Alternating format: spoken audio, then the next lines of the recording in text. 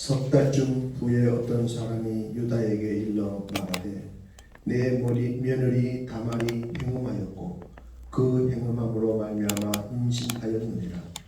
유다가 이르되 그를 끌어내어 불사르라. 여인이 끌려 나갈 때에 사람을 보내어 시아버지에게 이르되 이 물건 임자로 말미암아 임신하였나이다. 청하건대 보소서 이 도장과 그 끈과 지팡이가 누구의 것입니까 한지라. 유다가 그것을 알아보고 이르되 그는 나보다 옳도다. 내가 그를 내 아들 셀라에게 주지 아니하였음이로다 하고 다시는 그를 가까이 하지 아니하였더라. 아멘. 우리 노명선 목사님, 귀하게 쓰시는 목사님 모셔서 그는 나보다 옳도다 이런 제목으로 간증해 주시겠습니다. 할렐루야로 인사하겠습니다. 할렐루야. 할렐루야. 감사합니다. 오늘 저희 제자 데려왔습니다. 종교가 다르지만 어떻게 하는지 한번 보자. 얼마나 오른지 얼마나 오른지 어떤 분위기인지 한번 느껴보라고 무턱대고 끌고 왔습니다. 음식과 함께 왔습니다. 한번 환영해 주시죠. 황인동 눈을 드리겠습니다. 그 집사람은 대만 그 외교 대표부에 근무하고 있고 아들과 딸 둘. 내년은 아직도 학생인데 아주 사회 일꾼으로서 열심히 일하고 있습니다. 오늘은 창세기 가지고 말씀을 나누기 전에 간단히 기도드리겠습니다. 하나님 아버지 감사합니다. 오늘 복된 성인 함께 모여 하나님께 경배를 올려드립니다. 홀로 영광 받으시고 오늘 말씀 가운데 말씀으로 은혜 가운데 믿음 안에 머물게 하옵소서. 전하는 이나 듣는 이 모두 하나님의 은혜 안에 은총 안에 그리고 큰 풍성한 기쁨 안에 그리고 기름 충만한 강남과 같은 그런 인생이 될 수 있도록 한 말씀 하나하나가 다 가슴판에 새겨지도록 인도하여 주옵소서. 이 모든 말씀 예수님 이름으로 기도합니다. 아멘. 오늘 말씀 함께 하고자 하는 구절은 창세기입니다.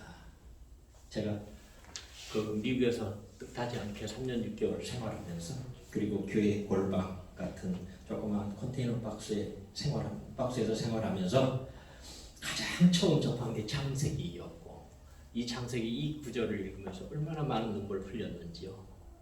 그래서 어제 그제 갑자기 간증 설교하는 시간을 좀 가졌으면 좋겠다 하는 우리 목사님 말씀을 듣고 좋습니다. 제가 하겠습니다.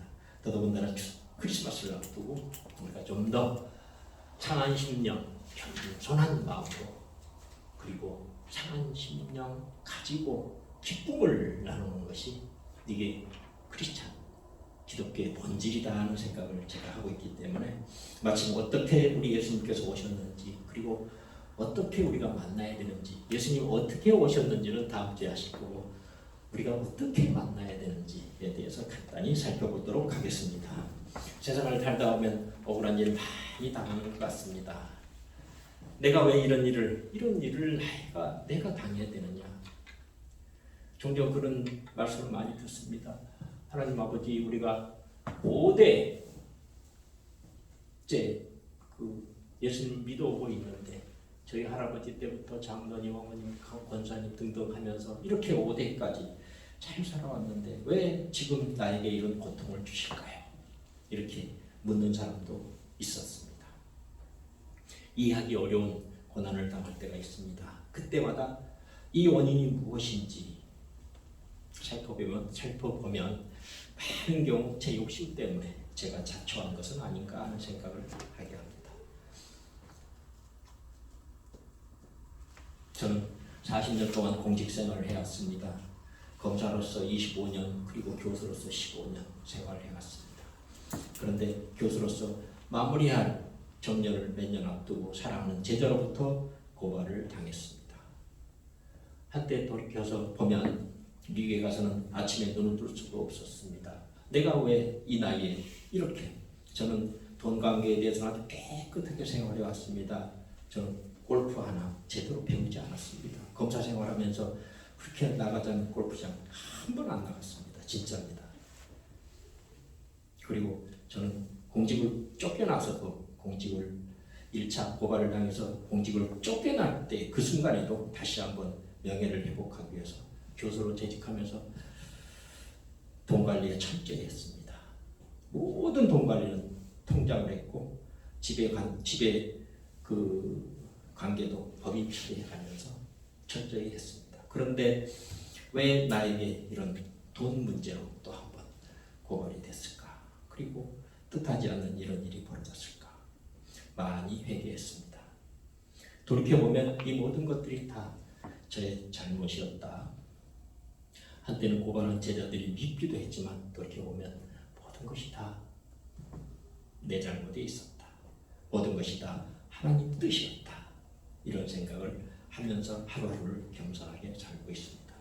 오늘 본문 보시면 유다는 과연 어떤 잘못을 했을까요? 24절입니다. 석 달쯤 후에 어떤 사람이 유다에게 일러 말하되 네 며느리 다말이 행음하였고 그 행음함으로 말미암아 임신하였느니라. 유다가 이르되 그를 끌어내어 불살라고 하고 있습니다. 유다가 당한 고난은 무엇 때문이었을까요? 자기 자신이었겠죠. 자기 자신의 탓입니다. 하나님을 등지고 고향 땅을 떠나서 이방인 땅에 가서 이방인 여인과 결혼을 하고 세 아들을 낳았는데 두 아들이 모두 죽었습니다. 방황하는 그가 왜 방황하면서 이방 땅으로 갔을까요? 여러분들 다 아시지만 이미 유다는 그 11번째 동생 요셉을 시기와 질투심만으로 죽이려고 했던 사람입니다. 그 야곱의 아브라함의 후손, 이삭의 후손, 그 야곱의 후손임에도 불구하고 믿음의 자손이라 하는 유다 네 번째 아들임에도 그 11번째 동생 요셉을 시기와 질투심만으로 죽이려고 했다가 이스마엘 상인에게 팔아서 애국으로 노예로 팔아버린 사람입니다. 그것을 참기 어려워서 방황을 하고 이방인 땅으로 아비 땅 야곱의 그 땅을 벗어나서 이방인 땅으로 가서 행음을 하게 됩니다. 행음을 하게 됩니다. 그래서 며느리 다말을 모르고 성전에 창기인 양 오해하고 행음을 하게 되죠. 오늘 본문에서 본 바와 같이 그 며느리 다말이 행음하였고 그 행음함으로 말미암아 임신하였다는 말을 듣고 유다는 그를 끌어내어 죽이라고 합니다.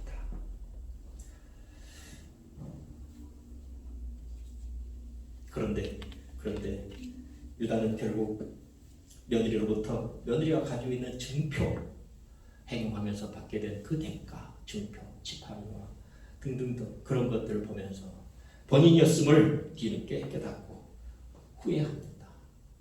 그리고 며느리 다말은 원래 엘과 오난 이 둘, 그러니까 첫째 아들 엘의 후손으로 엘의 그 부인으로 들어갔지만 그 손을 그 자손을 못 낳고 그리고 두 번째에 그 동생으로부터 그 설정을 해서 장자권을 이어가야 할 그 의무를 가지고 있음에도 불구하고 결국 둘째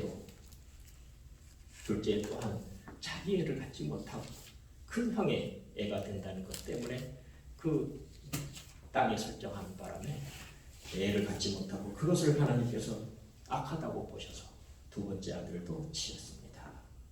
그래서 둘째 남편까지 이룬 그 다말이 그 셋째 아들을 기다리기 뭐해서 처갓집에 갔었는데 결국 그 셋째 아들을 주지 않으므로 25절입니다.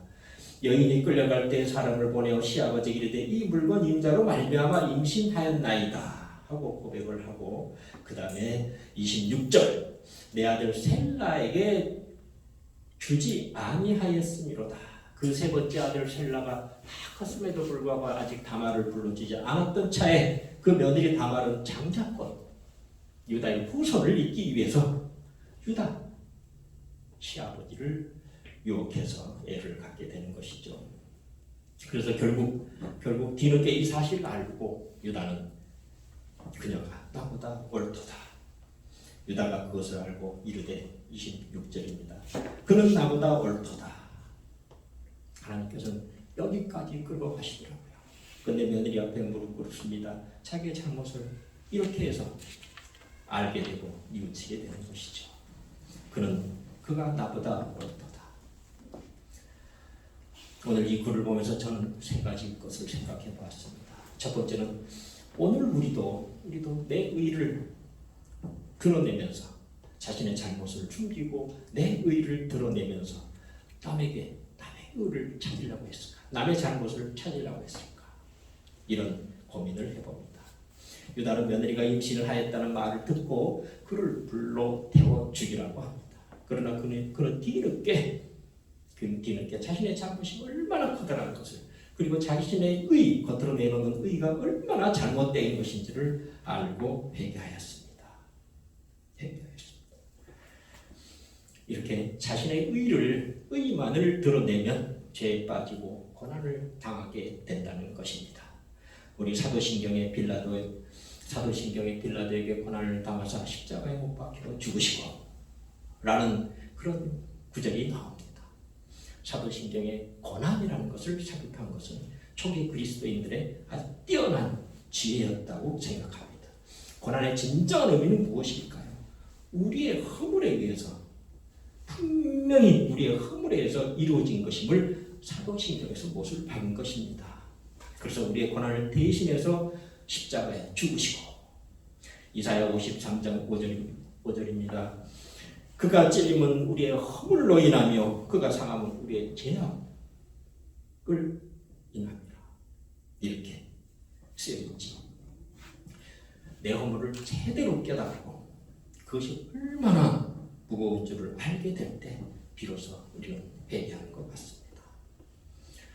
엘버트 뮬러는 그의 책 오늘 나에게 왜 사도신경인가 라는 책에서 고난은 복음을 지탱하는 기둥이 된다고 하고 있습니다. 이것은 고난 중에 말씀을 보면 나의 허물을 알게 하신다는 겁니다. 그래서 고난은 복음을 지탱하는 기둥이 된다는 것입니다. 그 허물이 얼마나 중요한 것인지를 깨닫게 될 때 비로소 십자가가 보이게 된다는 것입니다. 나를 위해서 피를 흘려주신 그 십자가 위에 예수님을 생각나게 한다는 것입니다. 우리는 우리의 의대로, 우리의 뜻대로 살아오면서 얼마나 많은 죄를 지는지 이 시간 한번 돌아보는 시간이 되었으면 좋겠습니다. 요나 또한 자기의 뜻대로 하나님께서 아수르에 가서 그거를 회개하라고 촉구한, 그리고 경고의 메시지를 전하는 하나님 말씀을 거절하고 자기의 뜻대로, 자기의 의대로 그런 적군에게 유다의 북이스라엘의 적인 그 아수르를 하나님의 은혜를 나누는 상대가 되어서는 안 된다고 하는 자신의 판단에서 그 아수르의 반대쪽 스페인 다시스로 도망가는 뱃속에서 하나님께서 요나를 부르셨습니다. 광풍을 통해서 전복 위기에 처했을 때 결국은 요나가 바닷속에 던져짐으로써 그때 고기가 예비하신 고기가 요나를 먹게 된 거죠. 하나님의 뜻을 저버리고 자기의 뜻대로, 자기의 의대로 아수르가 아닌 스페인으로 도망가다가 하나님께 잡힌 몸이 되었습니다. 요나를 고기 뱃속에 가둬 넣은 것이죠. 자신의 판단으로 하나님의 뜻을 저버리고 하나님을 거스른 그에게 그 요나의 의를 고기 뱃속에 가두어 두신 것입니다. 우리도 역사를 보면 이집트의 바로 왕 또한 하나님의 진정한 뜻을 몰랐기에 자기의 의를 세우다가 10가지 재앙을 끝내 다 받았고 결국은 자신의 아들까지 목숨을 빼앗고 나서야 정신을 차릴 듯 했지만 또 어땠습니까? 뒤늦게 홍해까지 쫓아가서 홍해 바닷속 깊이 그 장소들을 다 묻어놓고서야 하나님의 뜻을 진정 발견하는 그런 우리의 바로의 모습을 보았습니다. 그렇습니다. 우리도 그런 바보가 아닌지요. 우리가 완악한 우리의 뜻대로 살다가 얼마나 많은 죄악을 저질렀을까요? 이 순간에도 내 의를 고집하면서 얼마나 많은 죄를 짓고 있을까요? 지금 이 순간 고난 중에 있으니까 고린도후서 5장 21절은 예수님 안에서 하나님의 의가 되게 하려고 고난을 주셨다고 바울은 고백하고 있습니다. 더 이상 자기의 의를 앞장 세우면서 하나님의 뜻을 거슬려서 고난에 빠지지 않는 성도님들이 되시길 원합니다. 쓸데없는 필요 없는 고난을 감수해 가면서까지 자초할 필요는 없을 것 같습니다. 저는 이미 고난 중에 있습니다만 그 고난이 무엇 때문에 오게 된 것인지 어떤 것인지를 많이 회개하고 있습니다. 고난이 처했을 때 말씀을 바라보면 그 말씀 가운데서 나의 죄가 얼마나 무거운 것인지를 깨닫게 되는 것 같습니다. 우리가 다윗의 예를 한번 들어볼 수 있겠습니다. 다윗은 사무엘하 11장 한번 잠깐 찾아볼까요? 사무엘하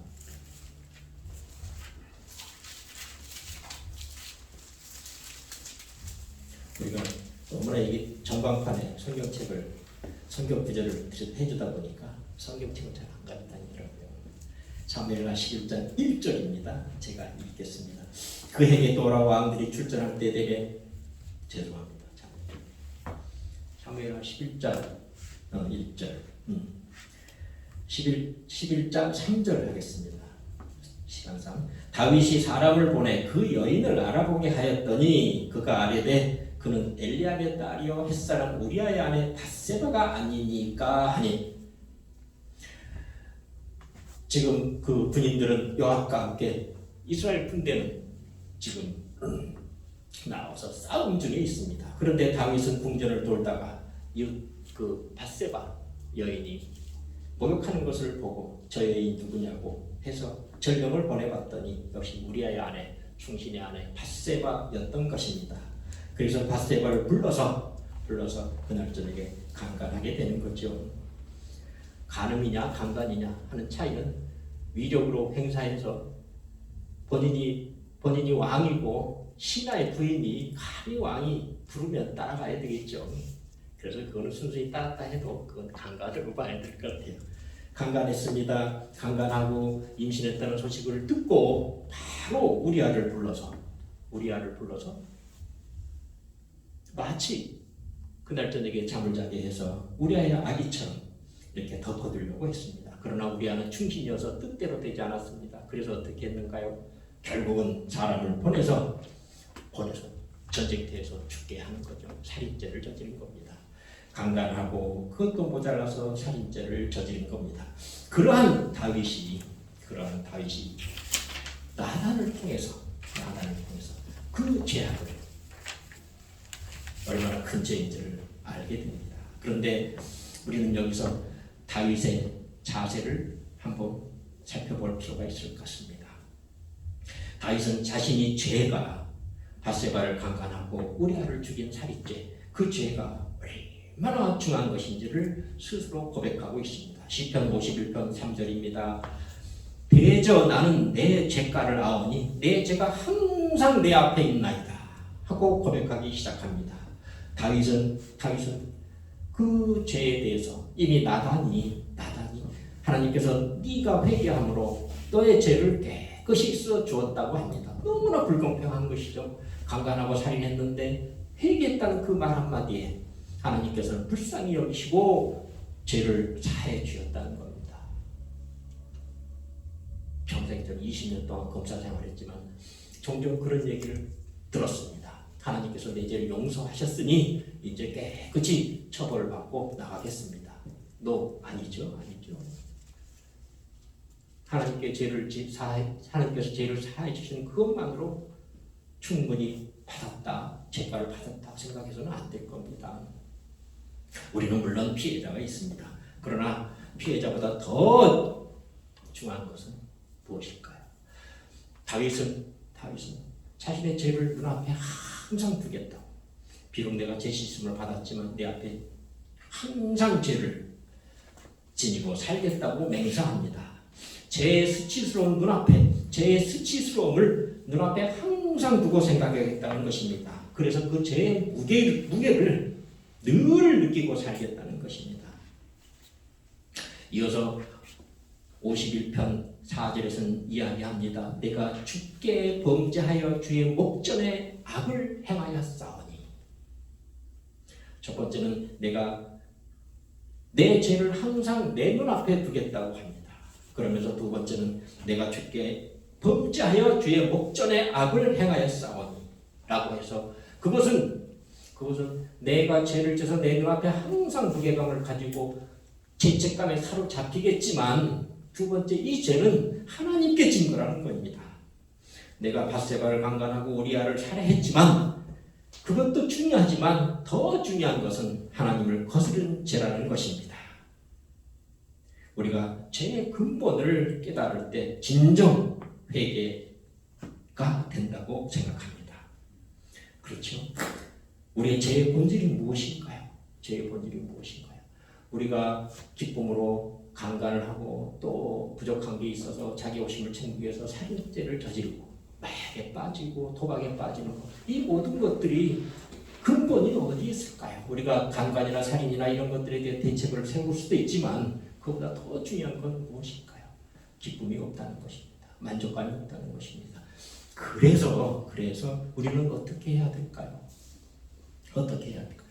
이것은 하나님을 거스린 죄, 하나님을 거스려서 그 아들 예수님을 다시 십자가에 매단 죄, 자기 뜻대로 살아오는 것, 자기 뜻대로 판단을 하고 정죄하고 살인하고 강간하고 하는 모든 것들은 결국 하나님께 거스른 것이요 하나님 뜻에 반하는 자기의 뜻에 따라서 사는 것이다 라는 것입니다. 자기 뜻에 산다는 것, 이것이 얼마나 하나님께 큰 죄가 되는지를, 그래서 그 죄의 본질이 자기의 의에 있었다는 것을 깨닫는 성도 여러분들이 되시기 바랍니다. 그렇게 해야만 자기의 죄의 무게가 얼마나 무거운 것인가를 깨닫고 이것을 비로소 하나님께 거스린 죄라는 것을 알아갈 때 비로소 나의 죄를 알게 되고 회개를 하게 된다는 것입니다. 회개한다는 것은 변화되어 간다는 것입니다. 시편 51편 10편에는 이렇게 또 고백을 합니다. 하나님이여 내 속에 정한 마음을 창조하시고 내 안에 정직한 영을 새롭게 해 주옵소서. 새로운 마음을 갖게 해달라는 것입니다. 새로운 마음을 갖게 해달라는 것은 변화된다는 것입니다. 회개를 했으면 죄 씻음을 받았다는 것만으로는 부족합니다. 변화되어 가는 것입니다. 변화되어 가는 것입니다. 본문에 나오는 유다는 이렇게 다말과 간음을 하고 그 죄가 얼마나 큰 것임을 깨닫고 변화가는 모습을 보입니다. 창세기 44장 32절을 찾아보겠습니다. 창세기 44장 32절입니다.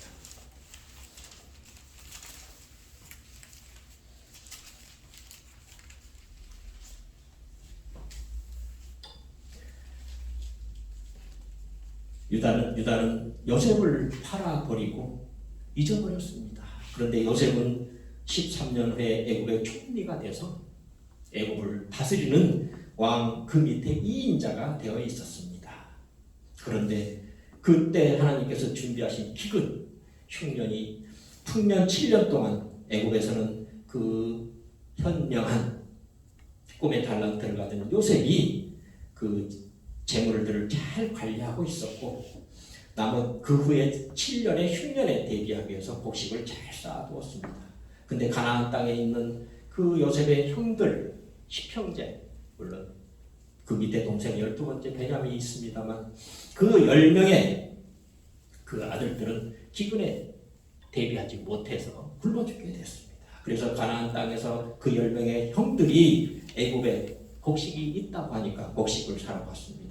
그 애굽의 총리 요셉 앞에 무릎을 꿇었습니다. 저희들에게 곡식을 팔아달라고. 그런데 요셉은 바로 그 10명의 사람들이 자신의 형임을 금방 알아보았습니다. 그러나 형들은 그 앞에 있는 애굽의 총리가 동생 요셉인 줄을 몰랐던 것이죠. 그들이 팔았던 그 동생 요셉인 것을 전혀 알지 못했습니다. 그러다가 요셉은 10명의 형들에게 베냐민의 소식을 묻고 그 동생, 사랑하는 동생 베냐민을 데리고 오라고 하는 것입니다. 그래서 그 베냐민을 데리고 데리고 가서 물건을 곡식을 사가지고 가던 차에 요셉이 시험을 했습니다. 베냐민의 그 장 속에 귀중한 것을 숨겨놨다가 도둑으로 몰아서 베냐민을 요셉 곁으로 자신의 곁에 두려고 했었던 것입니다. 그런데 어떻습니까? 좀 말이 길어집니다만 유다는 그 베냐민을 아버지 야곱에게 사정사정하고 담보를 해서 꼭 다시 되돌려 오겠다. 그렇게 약속을 하고 애굽으로 베냐민을 데려갔던 것입니다. 그런데 요셉이 그 베냐민을 노예로 데리고 있겠다고 도둑으로 몰아서 노예로 잡겠다고. 그래서 베냐민을 놔두고 니네 10명은 야곱 아버지한테 돌아가라. 이렇게 하니까 유다가 무릎 꿇고 얘기하는 것이 44장 33절입니다. 이제 저의 주의 종으로 그 아이를 베냐민을 대신하여 머물러 있어 내 주의 종이 되게 하시고 그 아이를 대신하여 베냐민을 대신해서 저를 노예로 삼아 주시고 요셉이 동생이죠. 유다는 형입니다. 그런데 막내 동생 베냐민을 대신하여 저를 머물게 해서 내 주의 종이 당신의 종이 되게 하시고 그 아이는 베냐민 막내 동생은 그의 형제들 다른 9명과 10명과 함께 올려보내 주소서 하고 울면서 요셉 동생에게 부탁하는 겁니다. 요셉이 동생인지는 몰랐겠지요. 하지만 이때 비로소 아버지의 고통을 알고 요셉은 유다는 요셉에게 사정합니다. 유다는 변했습니다. 두 아들을 잃고 이방 땅에서 살면서 변했던 것입니다. 요셉을 팔아먹었던 그 형 유다가 이제는 그 베냐민 동생을 위해서 형제를 위해서 자신이 종이 되겠다고까지 하면서 그 아버지의 고통을 알게 된 것입니다. 변화됐습니다. 이렇게 변화된 유다는 어떻게 이렇게 변화될 수 있었을까요? 동생 요셉을 시기와 질투심만으로 팔아버렸고 그리고 그 성전 창기인 타말과 해음을 했던 그 성전 창기와 해음했다는 것은 여호와 하나님 이외에 다른 신과 신접했다는 의미도 됩니다. 그래서 그 가늠했다는 것은 하나님 여호와 이외에 다른 신을 숭배했다는 것도 되는 것이기 때문에 결국은 하나님께 큰 죄를 저지른 것이죠. 그렇게 큰 죄를 저지른 유다가 동생 요셉까지 팔아먹은 그 유다가 어떻게 해서 이때는 그 동생 요셉 앞에서 다른 형제 막내 베냐민을 위해서 내가 대신 주의 종이 되겠나이다 하고 변하는 모습을 보일 수 있었을까요? 다시 시편으로 가겠습니다. 시편 51편 12편에서는 다윗은 밧세바를 강간하고 그리고 우리아를 죽인 다윗은 이렇게 기도합니다. 나를 주 앞에서 쫓아내지 마시며 주의 성령을 내게서 거두지 마소서. 시편 51편 11절입니다. 성령을 거두지 마소서. 내 안에 오신 성령을 거둬가지 마옵소서. 성령이 소멸되지 않게 해달라는 것입니다. 내 안에 오신 성령의 도움을 받아서 인도함을 받겠다는 것입니다. 성령의 말씀을 따르겠다고 하는 것입니다. 죄의 본질을 깨닫고 그것이 내 스스로 할 수 없는 그 죄악, 하나님을 거스르는 그 죄악.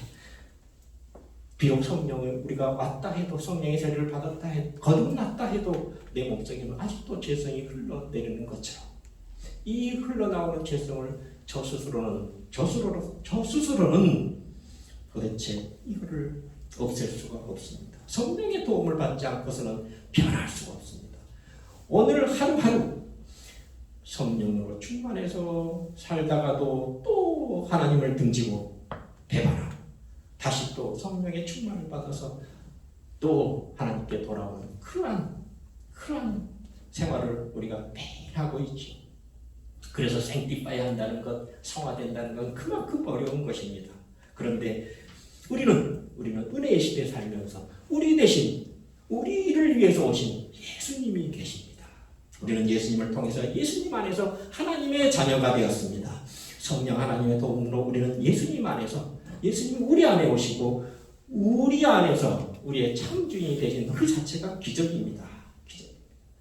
우리가 다윗을 바라보고 그리고 유다를 바라볼 때 그 유다의 후손으로 다윗의 후손으로 예수님이 오셨지만 유다나 다윗이나 그 훗날 올 예수님을 어떻게 알았을까요? 뭔가 예수님을 통해서 우리가 예수님을 통해서 죄에게 씻음을 받을 수 있었듯이 그들 또한 뭔지는 모르지만 메시아를 생각하면서 그 메시아를 기다려왔던 것이 아니었는가. 그런데 우리는 우리 세대에 메시아가 오셨습니다. 그래서 세례 요한은 얘기합니다. 세례 요한이 죽을 때 우리 예수님께서 말씀하십니다. 여자의 뱃속에 나온 그 자 중에 제일 큰 자인 세례 요한이지만 마지막 구약시대의 제사장이지만 하지만 하늘나라 천국에 가면 극히 작은 자보다 더 작다고 했습니다. 우리는 예수님이 오셔서 우리 신약시대 예수님이 오셔서 우리 안에 오시면 우리는 하나님의 자녀가 되고 그래서 구약시대 메시아를 보지 못했던 그들보다도 선지자들보다도 우리는 더 높음을 받는 하나님의 자녀가 되었습니다. 얼마나 기적입니까? 그렇죠? 우리 안에 오신 예수님을 만나는 것이 인격적으로 만나는 것이 결국은 변화해 가는 것입니다. 우리가 유다나 다윗이 변화했던 것은 내 안에 오신 성령을 소멸치 말아달라고 하는 그 다윗의 기도와 같이 내 안에 오신 예수님을 우리가 인격적으로 만나갈 때 우리는 변화해 가는 것입니다. 정답은 예수님을 인격적으로 만나는 것입니다. 그렇지만 인격적으로 만난다 해도 매일매일 예수님이 내 안에 오셨음에도 불구하고 저는 죄를 짓습니다. 오늘도 죄를 짓습니다. 그럴 때마다 두 번째 우리 다윗은 51편에서 얘기합니다. 하나님을 찬양할 수 있도록 장애물을 제거해 주소서. 우리가 그렇게 성령의 은혜로 새 사람이 되었다 해도 또 내 몸에서는 죄성이 흘러나옵니다. 성령의 불꽃이 없으면 우리가 그 죄성을 태울 수가 없습니다. 그래서 과연 내 안에 이러한 그 성령의 충만함으로 오늘 기쁜 소식을 가지고 있음에도 불구하고 하나님께 찬양하지 못하는 것이 무엇 때문일까? 다윗은 일찍부터 하나님의 지혜로 깨달았던 것 같습니다. 내 안에 장애물을 제거해 주소서. 그래서 다윗은 기도합니다. 주 앞에서 저를 쫓아내지 마시고 주의 성령을 내게서 거두지 마옵소서. 그리고 찬양할 수 있도록 장애물을 제거해 주옵소서 라고 기도합니다. 우리 또한 내 안에 오신 예수님을 인격적으로 만나고 그리고 성령의 인도함을 받아서 내가 기쁨을 드러내지 못하는 장애물, 그 장애물을 제거해달라고 기도하는 성도 여러분들이 되시기를 원합니다. 고난은 절대 낭비가 아닌 것 같습니다. 말씀이 생명입니다. 고난을 통해서 말씀을 바라보면 내 죄가 얼마나 무거운지를 깨닫게 되더군요. 저는 미국에 있으면서 하나님의 은혜로 바람에 실려온 감사로 성령 하나님께서 인도하심으로 저는 신학대학을 마칠 수 있었습니다. 아침마다 눈을 뜨기가 그렇게 힘들었는데 신학대학원에 가야 한다는 생각을 그 순간부터 얼마나 기뻤는지요. 그래서 신학대학원 무사히 마치고 목사 안수를 받고 형님이 하는 조그만 교회에 가서 2층 골방을 얻어서 거기에서 봉사를 하게 됐습니다. 형님과 함께 목회를 하기 시작했습니다. 점점 신도분들이 가정에서 저를 신방해달라고 신방 와달라고 해서 가정 신방도 갔습니다. 근데 저희 형님은 암에 걸렸었습니다. 그래서 온몸이 암에 퍼져서 어렵다고 할 때 열심히 기도했습니다. 어느 날 형이 이렇게 엎어져 있는데 그 의사들이 그 칼로 배를 찔렀더니 검은 물들이 막 나오더라고요. 그래서 그 다음날 형한테 가서 형 틀림없이 고침을 받았다. 어제 예수님께서 그러한 은혜를 주셨다. 치유의 은사 내게 있는 것이 아니고 내가 받은 것을 나누는 축복으로 형은 치유받는다. 고 해서 2달, 3달 치료를 받아서 많이 나았습니다. 말기 암이라고 암이 말기라고까지 했는데 온 전신에 퍼졌다 하는데 거의 다 나아가고 있습니다. 그런데 형으로부터 어느 날 그 형이 암에 걸리고 나이가 들고 나약해 가는데 검사 출신이라고 와가지고 갑자기 어느 날 성령을 받았다고 신학대학원에 가고 그러더니 목사가 되더니 검사 출신 목사라고 여기저기 불러주고 그리고 또 하니까 조금 나약한 형의 입장에서 좀 어려웠나 봐요. 그러더니 어느 날 그 교회 장로님이 저에게 그럽니다. 목사님은 우리 교회에서 나가주셨으면 좋겠습니다. 아니 내가 이 교회 와서 그 참기 힘든 그 고통 순간에 매일 페인트 칠했습니다. 그 큰 건물에 4층 건물인데요. 그걸 제가 혼자 다 페인트 칠했습니다. 홈디포에 가서 어떤 페인트를 칠해야 하는지 어떤 색을 칠해야 하는지 어떤 방식을 해야 하는지 그거 전혀 몰라요. 근데 그냥 가서 사다가 전부 다 고가사들이 타고 가서 올라가 다 칠했어요. 그리고 그 주변에 철조망을 다 했습니다. 그 큰 나무를 다 잘랐어요. 그리고 그 내부를 다 수리했습니다. 제가 수리하기 시작하니까 어떤 장로님 제가 그럼 바닥을 깔아드릴게요. 어떤 분이 뭘 해드릴게요. 하면서 교회를 아주 개조를 할 만큼 깨끗해져 갔습니다. 그랬더니 막상 담임 목사님, 친형님은 점점 몸이 나약해지고 그리고 병이 들고 나이가 들어가니까 아마 위축됐던 모양입니다. 그래서 장로님을 통해서 저보고 나가달랍니다. 그리고 제가 여기 들어오기 전에 고백을 하랍니다. 이 교회를 뺏으려고 했다. 내가 죽으면 형이 죽으면 동생인 제가 이 교회를 뺏으려고 했다. 그거를 주변 목사들한테 선포하고 가라.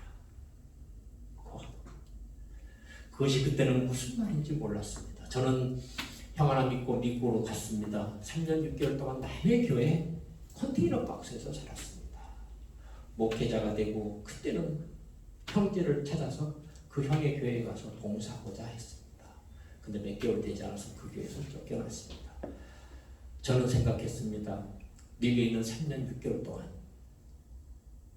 광야 학교였다.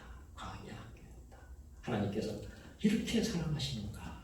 나를 쫓아내서 그 미국에서 3년 6개월 동안 푸드뱅크에서 음식을 받아가지고 길에서 그 홈리스들과 밥을 먹으면서 그렇게 생활했는데 내가 가진 거 없이 내가 했던 짓이었지만 내가 제일 먼저 서울중앙지검에 있으면서 폐사물을 만들고 그리고 컴퓨터 수사 범죄 수사부를 만들 때 내가 했던 하나하나의 그런 것들을 생각하면서 제가 수레가 되니까 돈을 구할 방법이 없더라고요. 서울에서 돈을 받을 방법이 없더라고요. 근데 남의 교회 컨테이너 박스에서 하니까 돈은 안 들어가더라고요. 푸드뱅크에서 주는 음식 줄 서서 나는 먹고 그렇게 해서 이게 하나님께서 어릴 때 소원을 지키지 못한 그래서 뒤늦게라도 60세의 목사가 되겠다는 소원을 뒤늦게라도 하라고 그래서 미국에 쫓아내시고 형 하나 믿고 미국 갔는데 형은 나보다 더 못하는 거예요. 그래서 뒤늦게 목사가 되면서 그 교회 가서 내가 봉사하겠다고 들어가 잠깐 있는 그 순간도 결국은 못 참고 나를 쫓아내고 이건 형이 한 것이 아니구나. 하나님께서 나를 이렇게 3년 6개월 동안 단련시키셨구나. 그렇게 그래서 마지막 돌아올 때 아버님 유고를 모시고 오는데 그 유고를 모시고 오는데 네가 내 건물을 빼앗고 이 교회를 빼앗으려 했다고 그 주변 목사들한테 선포하지 않으면 이라고 해서 선포하고 왔습니다. 제가 잘못했습니다. 이 교회를 내가 뺏으려고 했습니다. 나는 한국에 돌아갑니다. 안녕히 계십시오. 이렇게 하고 왔어요. 마지막 그 순간까지도 하나님 이렇게 사랑하십니다. 그래서 그 상한 심령으로 위로자가 되라. 구원의 기쁜 소식을 나누는 사람이 되라. 상한 심령으로 구원의 기쁜 마음을 갖게 하는 것. 이것이 기독교의 본질이라는 것을 3년 6개월 동안 깨닫게 해주신 하나님께 감사드립니다. 네, 감사드립니다. 그래서 그때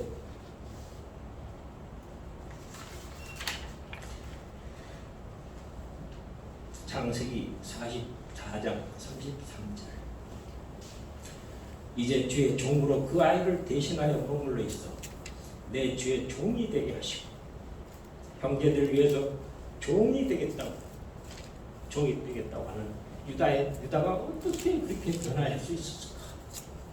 동생을 시기하다가 팔아버린 그 유다가 어떻게 그 동생을 위해서 종이 되겠다고 그렇게 고백할 수 있을까?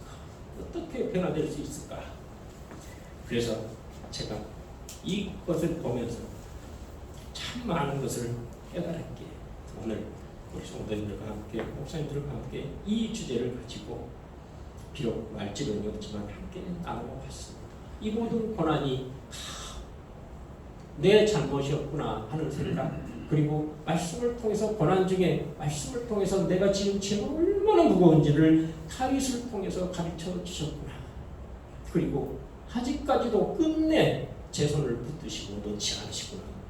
이렇게 늦은 나이에 목사를 안수를 주셨으니 이제 하나님께서 내 손을 통해서 내 몸을 통해서 큰 영광을 받을 것이구나 하고 믿고 확신하고 있습니다. 성도 여러분, 마무리 짓겠습니다.